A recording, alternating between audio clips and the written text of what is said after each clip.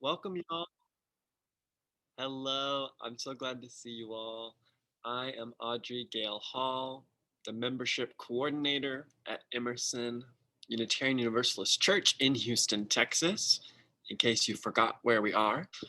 Our beloved community of faith, reason, and affection welcomes all to grow in mind and spirit as together we build a better world.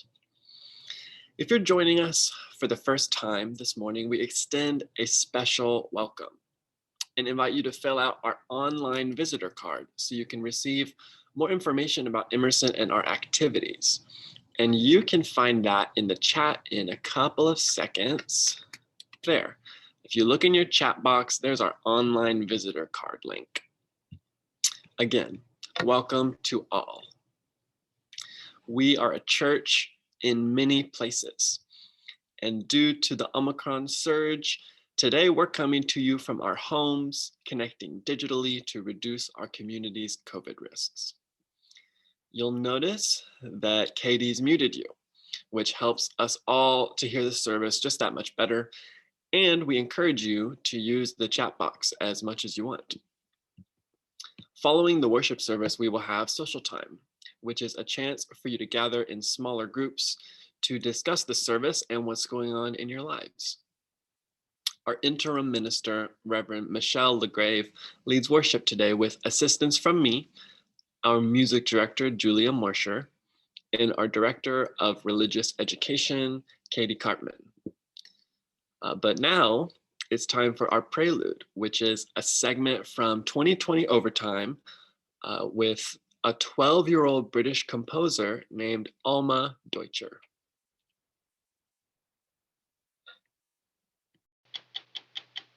"60 Minutes Overtime."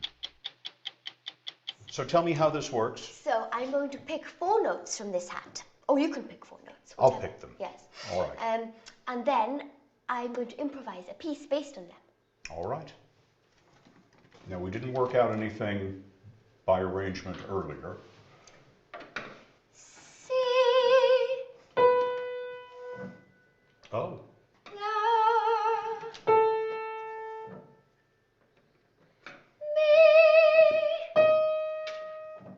Sol. It's interesting.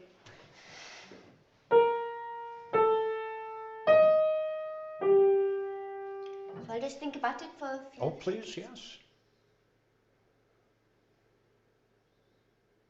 For me, the most important thing in music is the melodies. It's not if it has to be everything very complex and very serious, but actually so that people actually want to listen to it and enjoy it. Sometimes when I get the melodies, I hear them just sung, or I hear a melody for orchestra. But then actually sitting down and developing the melodies, and that's really the difficult part, having to tell a real story with the music.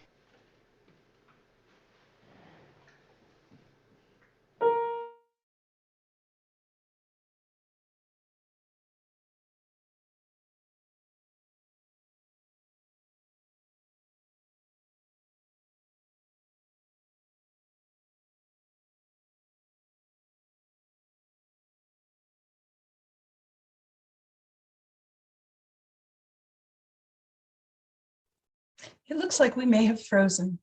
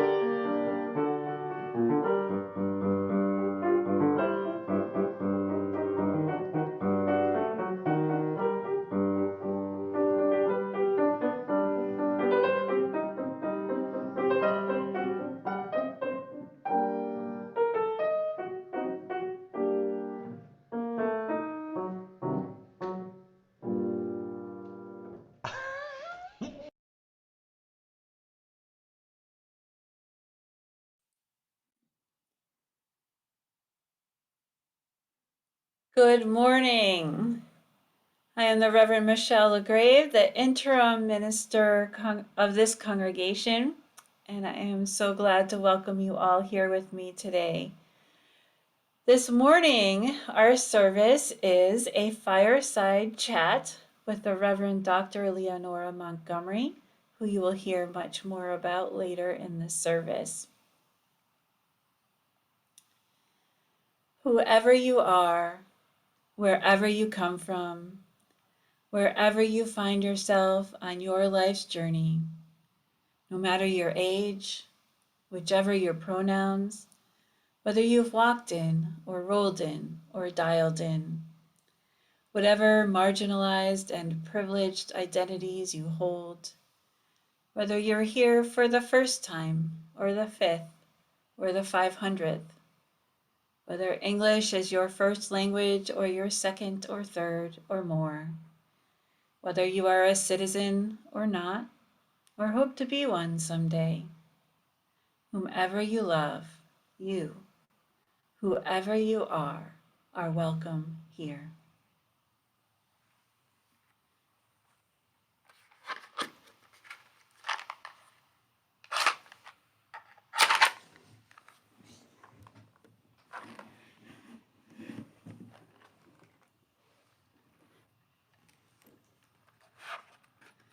A little technical difficulty.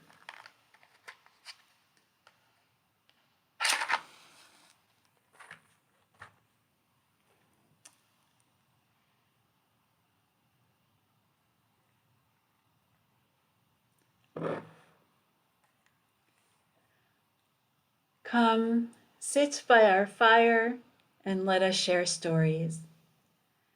Let me hear your tales of far-off lands, wanderer, and I will tell you of my travels.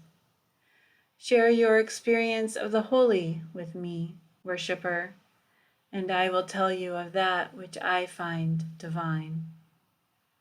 Come and stay, lover of leaving, for ours is no caravan of despair, but of hope. We would hear your stories of grief and sorrow as readily as those of joy and laughter. For there is a time and a place and a hearing for all the stories of this world. Stories are the breath and word of the Spirit of life, that power we name love. Come, for our fire is warm, and we have seats for all. Come again and yet again.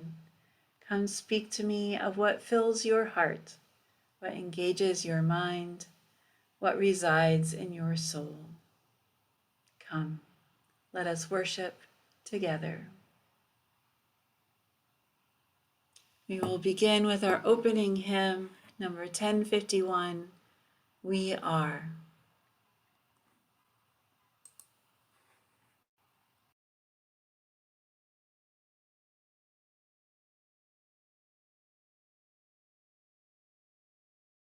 For each child that's born, a morning star rises and sings to the universe who we are. For each child that's born, a morning star rises and sings to the universe who we are. Oh, for each child that's born, a morning star rises and sings to the universe who we are. Oh, for each child that's born, a morning star rises and sings to the universe who we are. We are our grandmother's prayers, and we are our grandfather's dreamings, and we are the breath of our ancestors. We are the Spirit of God. We are mothers of courage, fathers of time, daughters of dust, and the sons of great visions. We're sisters of mercy, brothers of love, lovers of life, and the builders of nations. We're seekers of truth, keepers of faith, makers makers of peace and the wisdom of ages. We are our grandmother's prayers. We are our grandfather's dreamings, and we are the breath of our ancestors. We are the Spirit of God. We are mothers of courage, fathers of time, daughters of dust, and the sons of great visions. We're sisters of mercy, brothers of love, lovers of life, and the builders of nations. We're seekers of truth and keepers of faith. We are makers of peace and the wisdom of ages. We are our grandmother's prayers. We are our grandfather's dreamings, and we are the breath of our ancestors. We are the Spirit of God. We are our grandmother's prayers, and we are our grandfather's dreamings. We are the breath of our ancestors. We are the Spirit of God. For each child that's born, a morning star rises and sings to the universe who we are. For each child that's born, a morning star rises and sings to the universe who we are. We are one.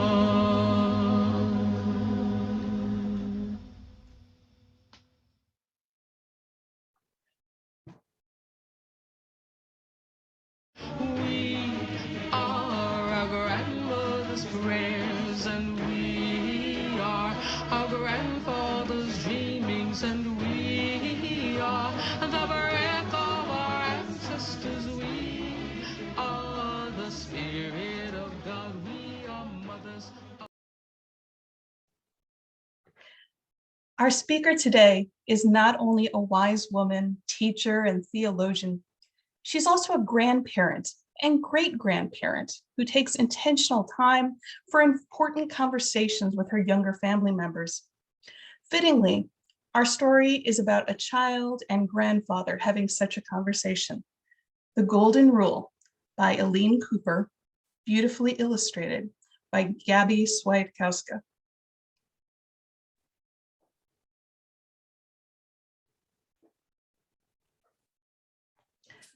A boy and his grandfather stood on a city sidewalk, looking up at the words printed on a billboard.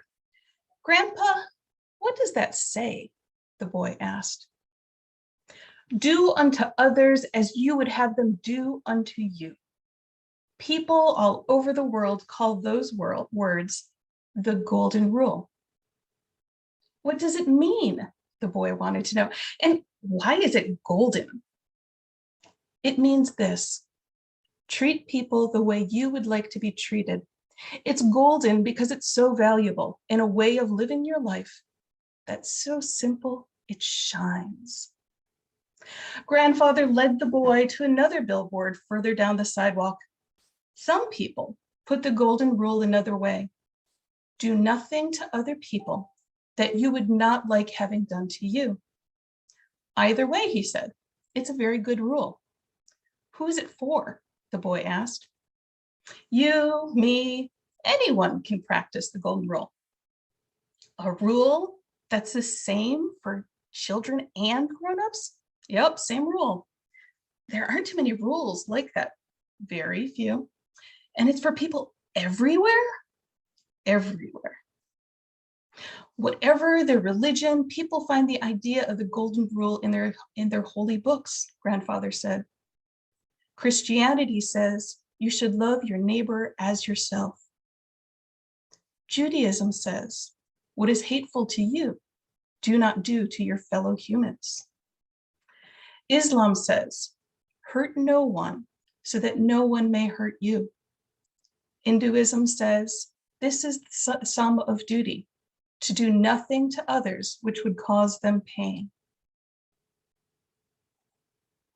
Buddhism says do not do to others what would hurt you.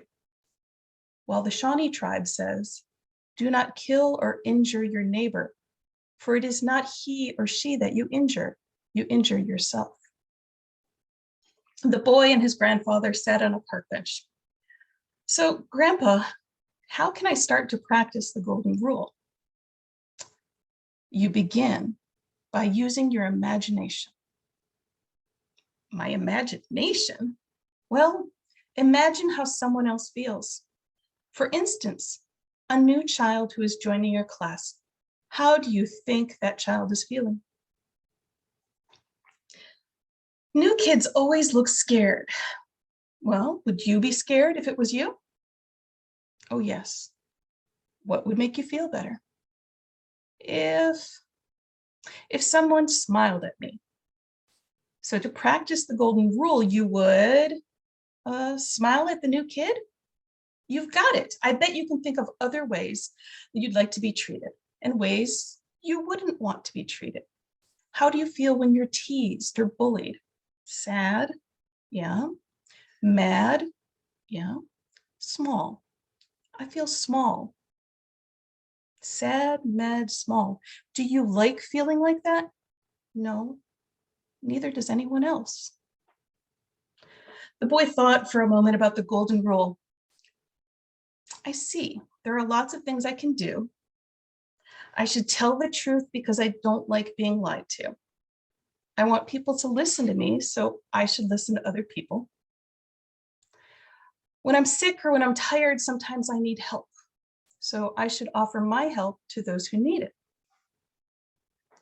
You're getting the idea, Grandfather nodded. The boy looked at his grandfather. Practicing the golden rule seems like it can be hard. I said it was simple. I didn't say it would always be easy. Grandpa, the boy said, the golden rule is a very big thing, isn't it? Very big, and very small, and very old. It's been around for thousands of years.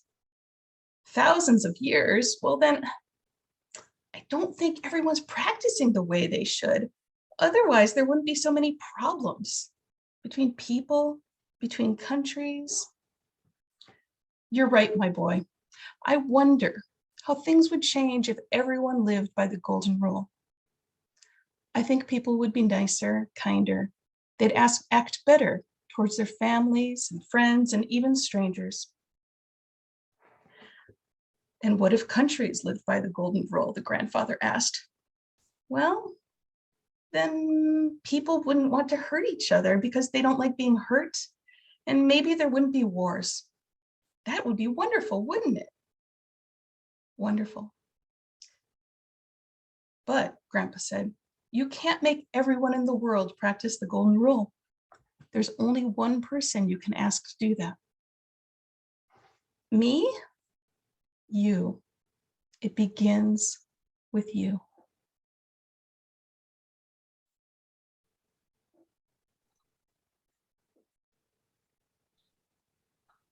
Giving out of what is our own is a transformative act. As a community of faith, we collect an offering, not for ourselves or our congregation, but to give to others as a collective action of our community and as a way to live out our shared values. Please give with a generous heart to support the January Share the Plate recipient, the UU Afghan Refugee Project. Emerson, First UU, and Northwoods have teamed up to assist an Afghan refugee family newly arrived in Houston. The family consists of Gul Hamid, Ikhlas Bibi, and their 6 children ages 14 and under. As well as providing funds, we're working with our English language learning team, and to learn more ways you can help, talk with Ellen Norton after the service and see our weekly e-blast. And as always, 25% of our offering will go to Interfaith Ministries Meals on Wheels, feeding Houston seniors. We have 3 ways to give. You can text the number on the screen, go to our webpage for online giving, or if you prefer to mail a check, we are still picking up mail at church.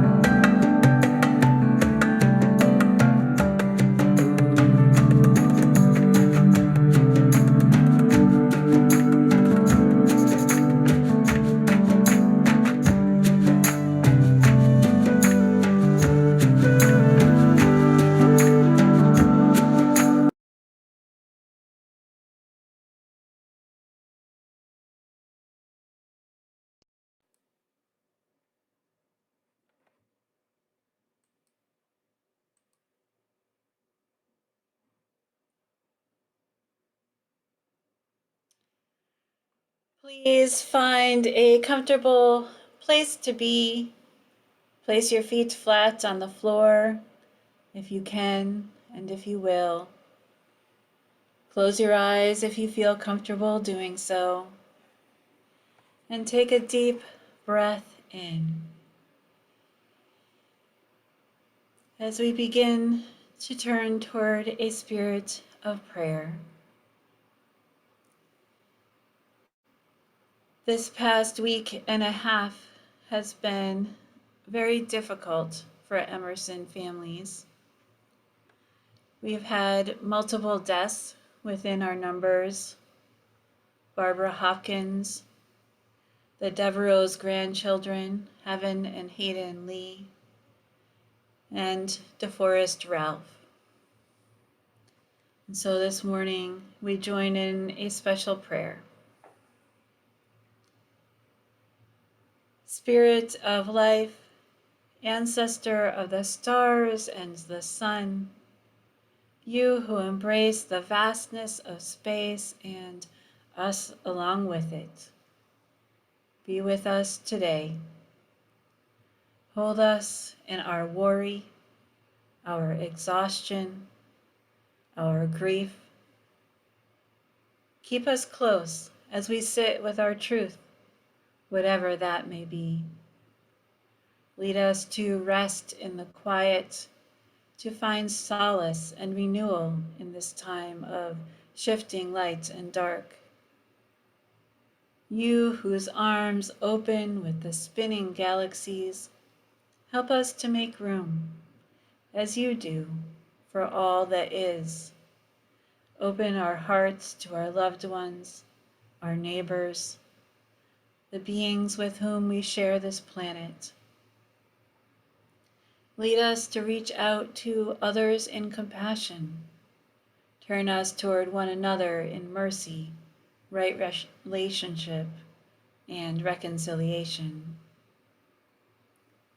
You who have seen the rising and setting of suns, of seasons, of civilizations, remind us of all that we have learned from the history of the world and from our own histories. Give us the courage to face our mistakes and to repair them whenever possible.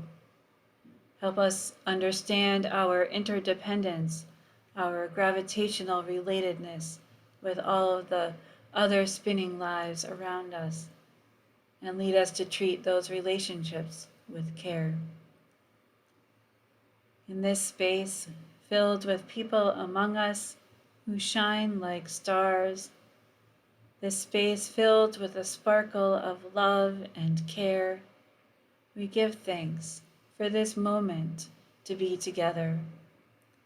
May our senses be open to the beauty of this day, this season, this world, as we continue our contemplation in silence.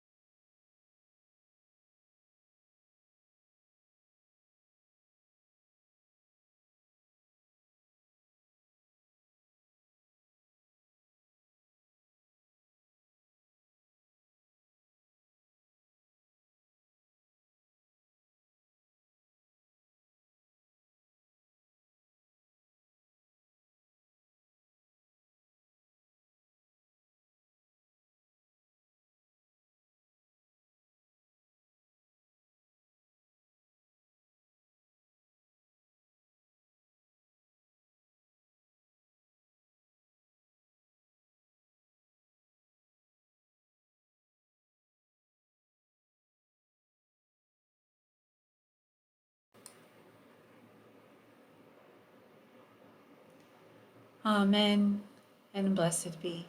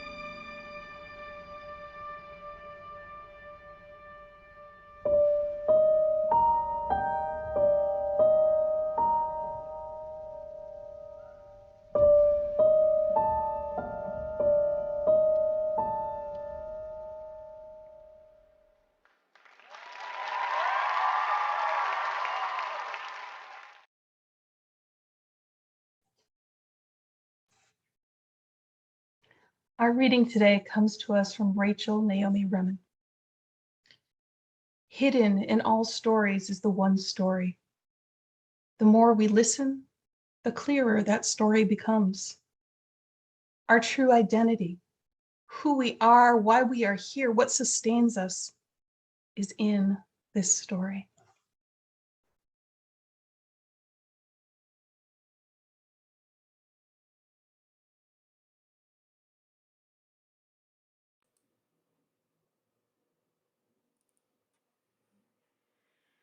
Welcome, Leonora. Thank you for joining me this morning for this special service. I understand that you became a minister at the age of 64 and that you have some long-time special connections with Emerson. Can you share with all of us a little bit about your ministry background and your background with Emerson in particular? Well, my history with Emerson goes back pretty far and lasted quite a while. I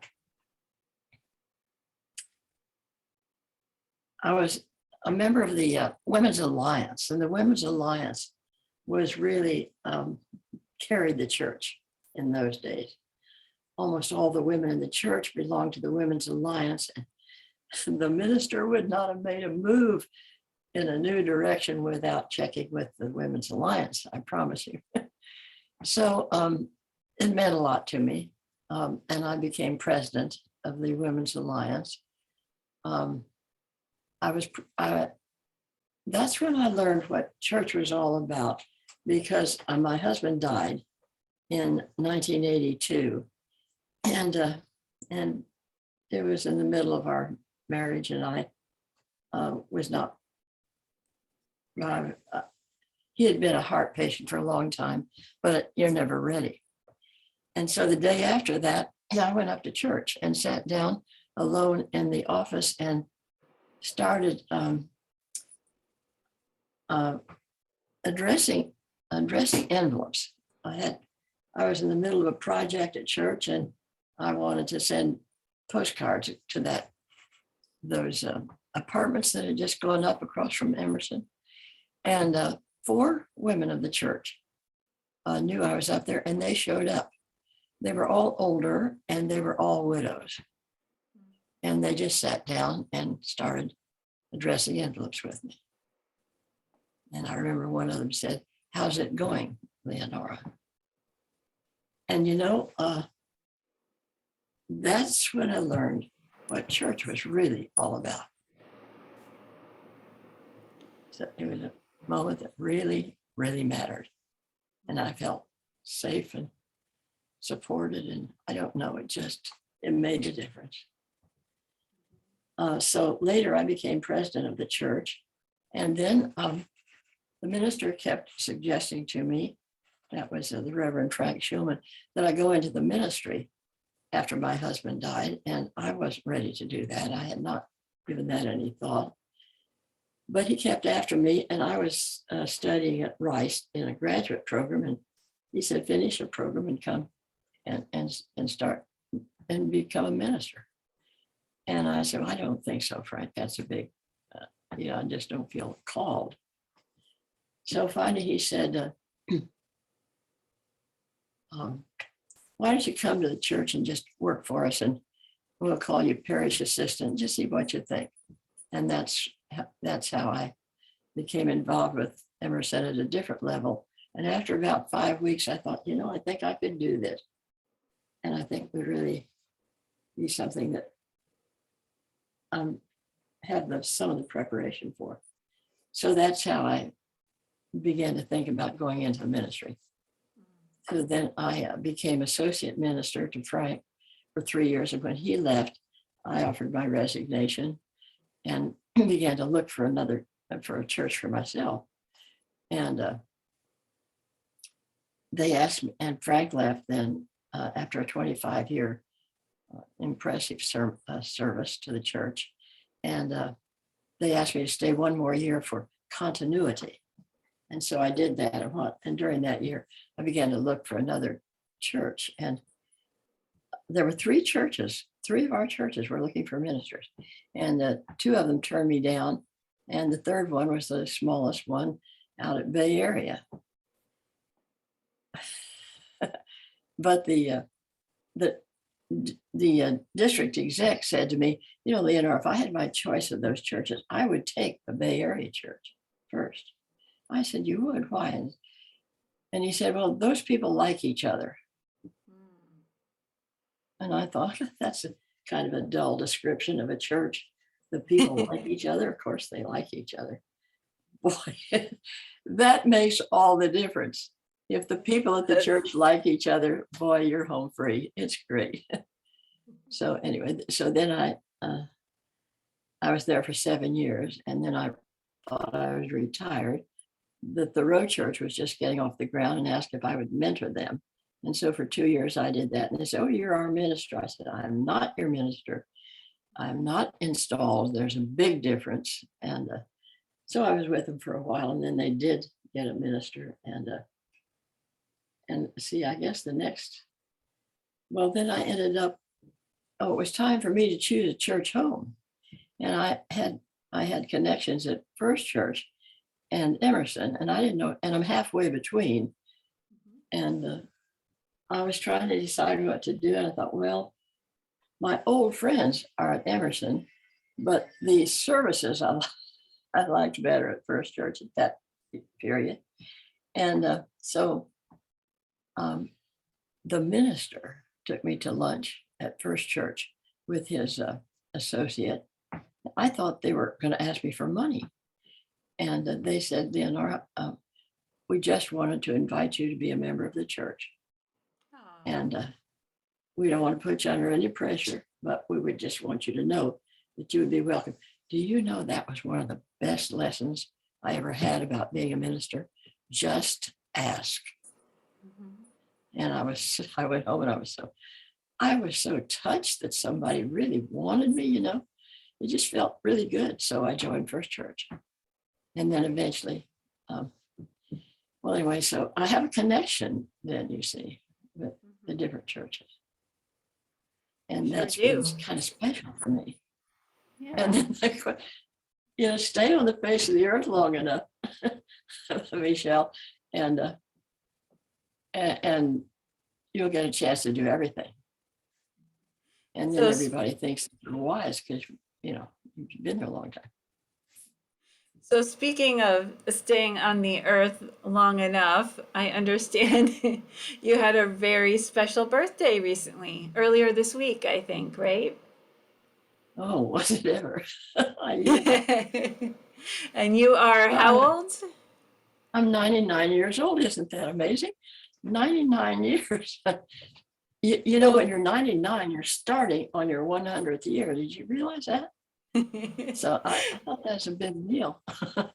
I like So being what's it like to 99. be 99? Well, it's just great.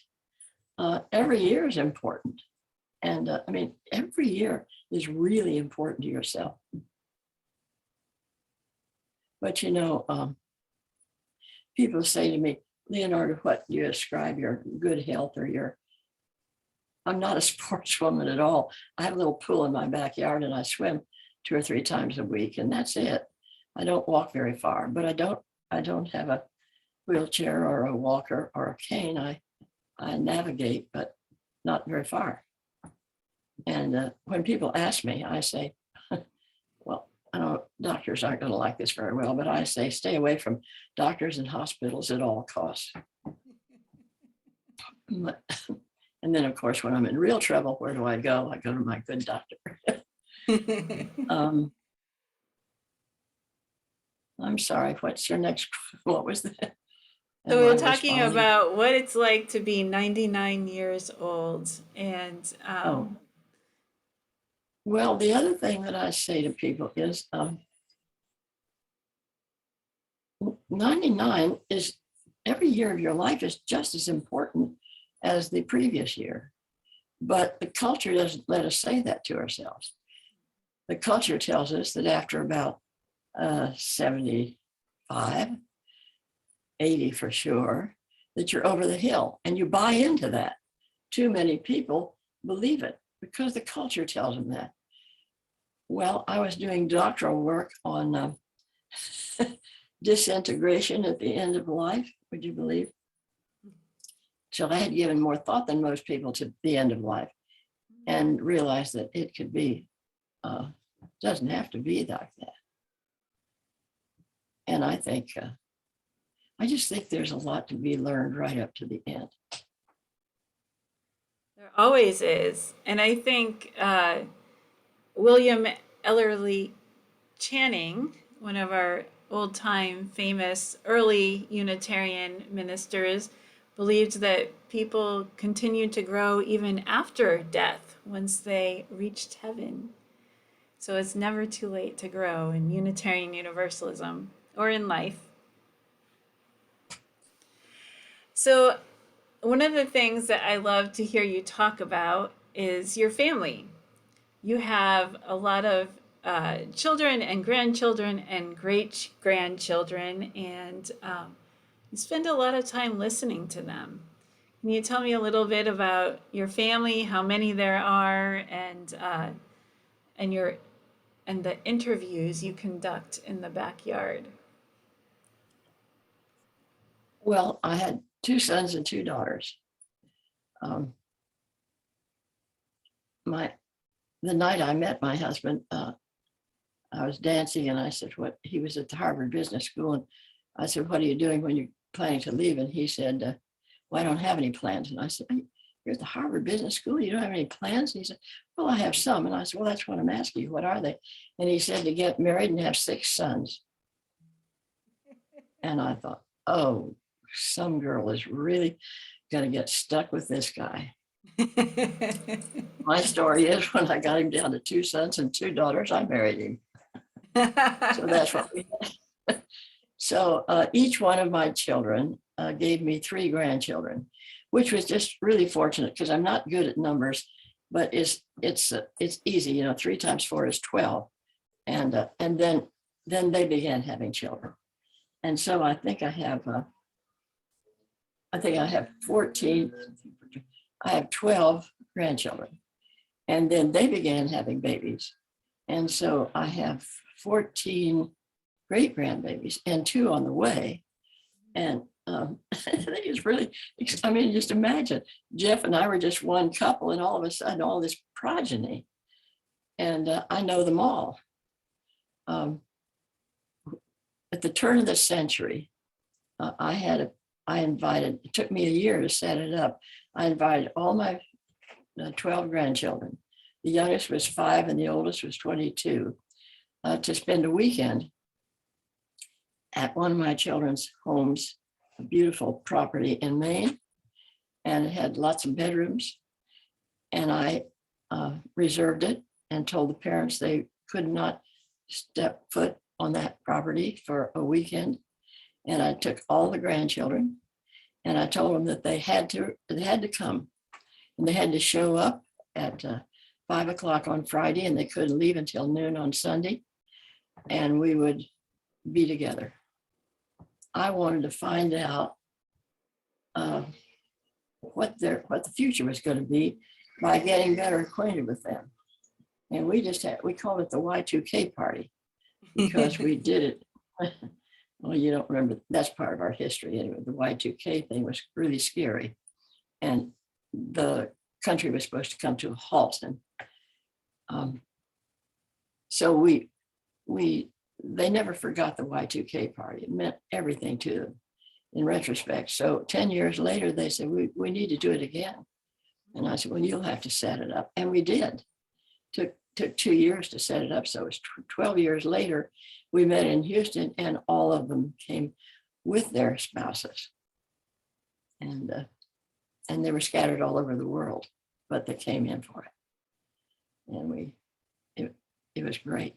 It's very important. And they know each other. What I really love is that those cousins are tight. And because of the technology today, they can stay in touch. One is in London and another lives in Singapore with his family. And they're scattered from the East Coast to the West Coast. And we can all be together. I have a middle child club because each one of my children gave me 3 children, and I thought the middle children were kind of getting the squeeze. So I organized the 2 first ones that were middle children. And I said, let's have a middle child club. And then pretty soon there was another family was had a 3rd child. And I said, hey, there's another middle child. So we have 4 in the middle child club. Never organized the youngest and never organized the oldest, but the middle children have a middle child club. And every once in a while, we got together recently on Zoom, and it was great. They loved it. I mean, it went on for over an hour. So it's, that's the best entertainment I have. It's absolutely reliable. But I am worried about their future. I'm not, would you believe that the last one of them graduated from college in 4 years? I really take my hat off to my kids for pulling that off with their kids. I think that's amazing.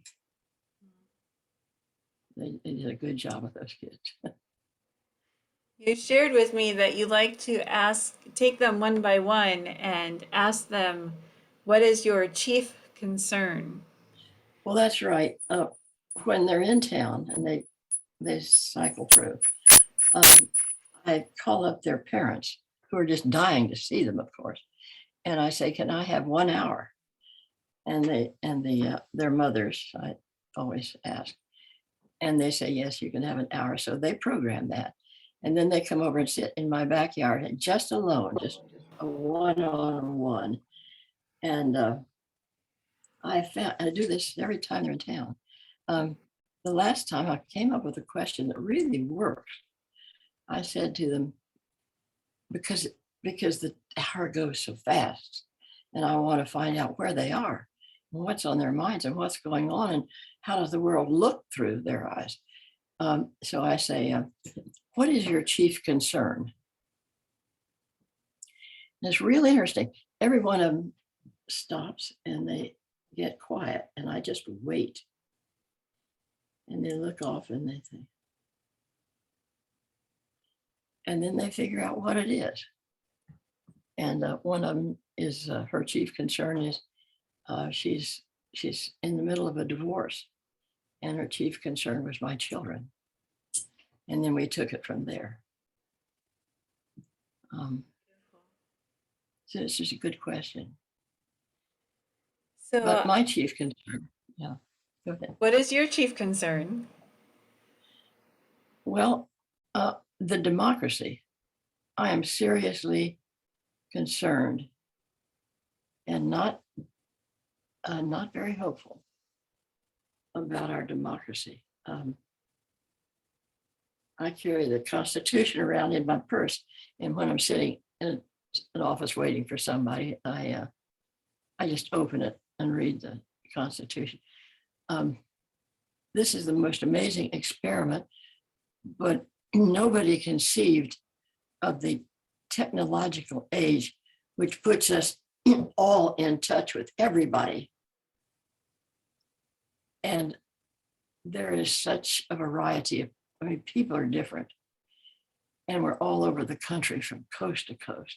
And now we're in touch with each other.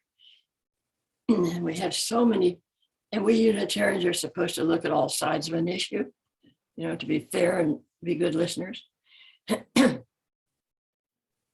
And it's so shattered. I think our culture is in trouble.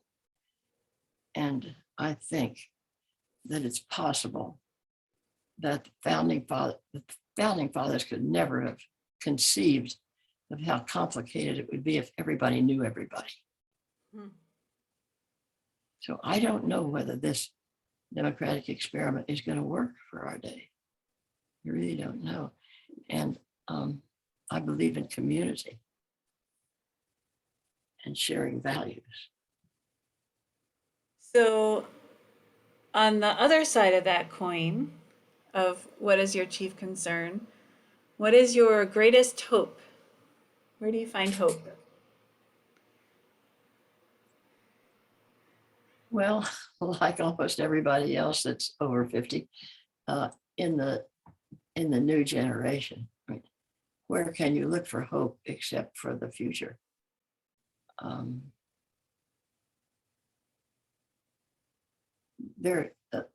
My children, my grandchildren, and my grandchildren are raising good kids, little tiny ones, but they're doing it well.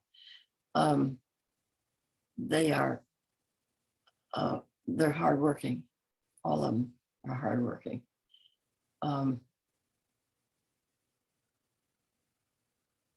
They're focused on the problems that their lives present themselves. When our kids are little, it's all about the kids, isn't it? Getting them ready for school and checking the homework and teaching them just what you saw in the RE story. Teaching all those things that you need to teach them.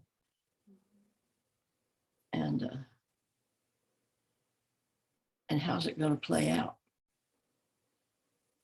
But it's so different for them.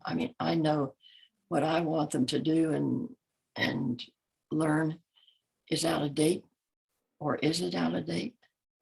And what do they need from me besides listening?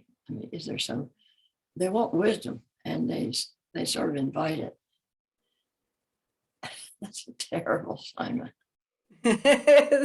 So I think we've been gleaning some wisdom from you all along during this chat. Do you have any further wisdom you would like to share with us? Well, do you know about my coping with old age list? You've mentioned it, yes, and I understand there is a revised version of how to cope with your old age. Can you tell us about that? Well, about 10 years ago, I decided that, no, it's probably 20 years ago, the years go by fast, that I should make a list just for myself. Now, this list is not for you, it's for me, okay? And I wanted to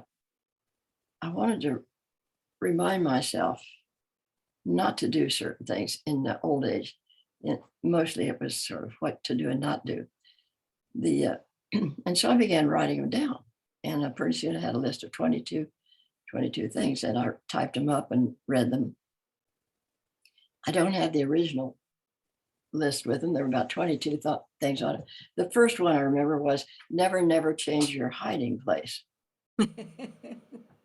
And some of you are not old enough to know what that means, but that's really good advice for me.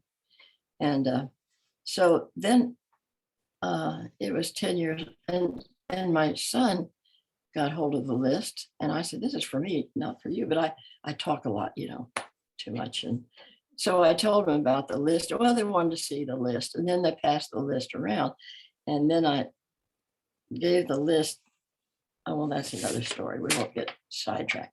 So anyway, this is rules for myself, coping in my old age in 2021 at age 98.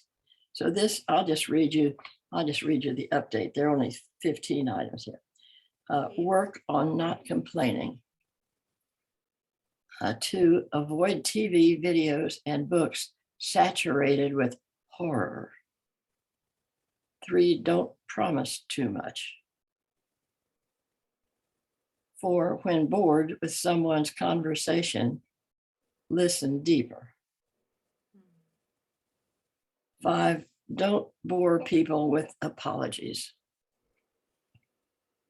6, when daily chores seem too much, take one step at a time.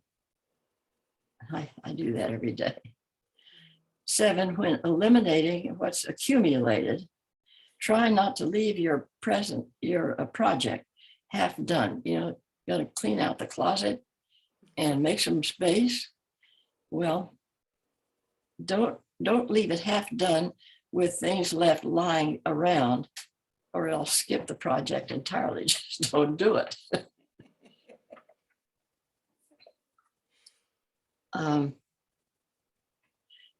8, engage the help you need as much as you can afford. Don't complain when you know a better way to do it. And I always know a better way to do it.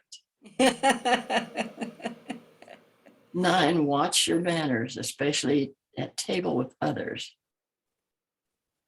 10, be generous. Things cost more than they used to.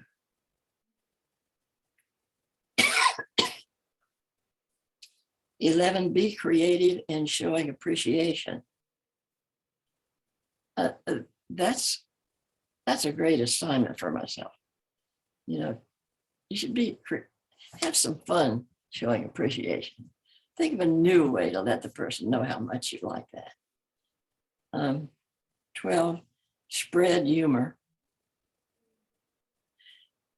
13, give thought to what to pass on to the young, but be spare.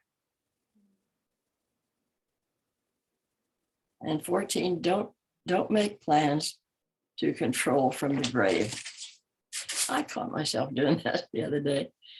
I must make a little note for the china and be sure that this child gets this. No, when you're gone. It's up to them. I have to say that to me all the time. And that's something I learned at 99 that I didn't know at 97. And then the last one, well, I don't know how you'll understand this. Congratulate yourself. You're the only one who knows what a victory some things are. And that's my latest list. So my suggestion is make your own list. Make a list for yourself. What do you not, how do you want to be in your late age when your memory is not so good? And boy, my short-term memory is nearly shot. Okay. Well, all of us can do these lists across our lifetimes, I would think. How to cope with middle age, how to cope with retirement, how to cope with becoming a parent, all sorts of things. Oh yeah, yeah, that's right. You've got a great minister here. I watch her a lot. Don't you think? Thank you, Leonora. So, Audrey typed in the chat, how to cope with being 21 in 2021. I think that's a good one. That's a good title. So the Reverend Dr. Leonora Montgomery, everyone, age 99, sharing some of her wisdom with us, encouraging us to develop our own wisdom. You have been a great presence with us. I'd like to add one more thing, if I may, Michelle. Oh, yes, please. Church is really important. Church is important. You need to give your children a taste of church so they'll know it's there. They'll leave it in their teen years. They'll come back to it when they have children. It's the only institution in your life that purports to teach you values. Stop and think. It's the only institution in your life. You learn some of it in college, but they have a different, or in schools, but they have a different assignment. The church does. The church is critical component to the good life. And I think we ought to pass that word around. Yeah. Sorry, go ahead. That's what it's all about, learning to live our values out loud. And it's wonderful to be able to do that with you, Leonora, and to be at the wonderful congregation of Emerson Unitarian Universalists who are a loving community that we can all grow together with and share with. So thank you very much for being with us today. And over a lifetime. And we hope we have plenty more with you as well. But thank you for celebrating your birthday with us and joining us for this fireside chat. And we will close with our hymn number 301, Touch the Earth, Reach the Sky.